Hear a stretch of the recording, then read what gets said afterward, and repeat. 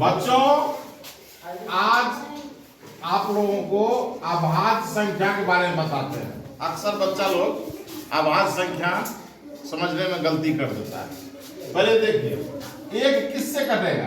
एक एक से कटेगा। दो किस से कटेगा? एक से भी कटेगा और दो से भी कटेगा। तीन किस से कटेगा?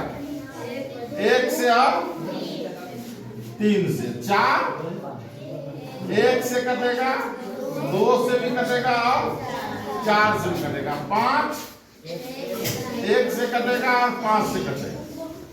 तो एक सिर्फ एक से कटता है। एक से कटता है का मतलब हुआ एक से ही विभाजित होता है। दो एक और दो दोनों से विभाजित होता है। तीन एक और तीन दोनों से विभाजित होता है। और चार एक दो और चार तीन संख्या से विभाजित होता है। तो जो संख्या सिर्फ दो ही संख्या से विभाजित हो उसको ही हम लोग अभाज्य संख्या बोलेंगे। मतलब ये अभाज्य संख्या है, ये है अभाज्य संख्या।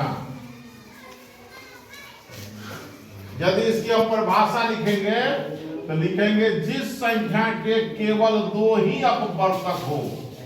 जिस संख्या के केवल दो ही अपवर्तक हो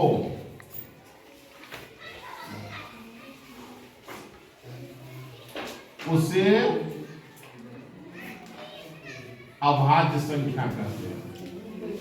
अभाज्य संख्या कहते हैं।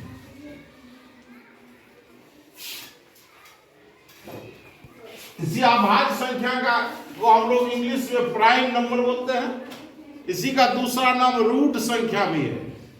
अब प्रश्न उठता है कि जो संख्या एक से दो से ज्यादा अंक से विभाजित हो। देखिए ये तीन अंक से विभाजित है, तो इस संख्या को क्या बोलेंगे?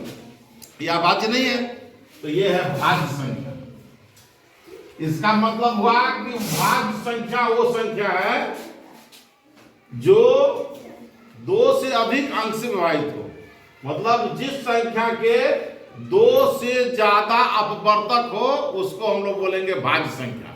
और भाज्य संख्या को हम लोग इंग्लिश में बोलते हैं कंपोजिट नंबर।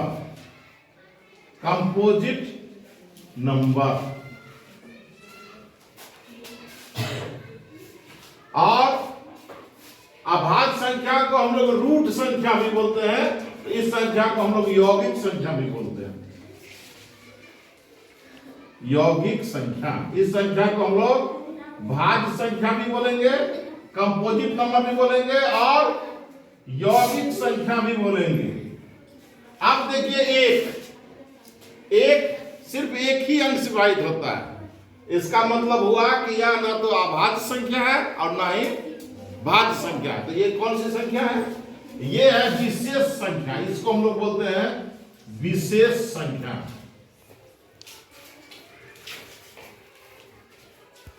तो जो संख्या एक से कटे और अपने आप से कटे उसको बोलेंगे हम लोग अभाज्य संख्या।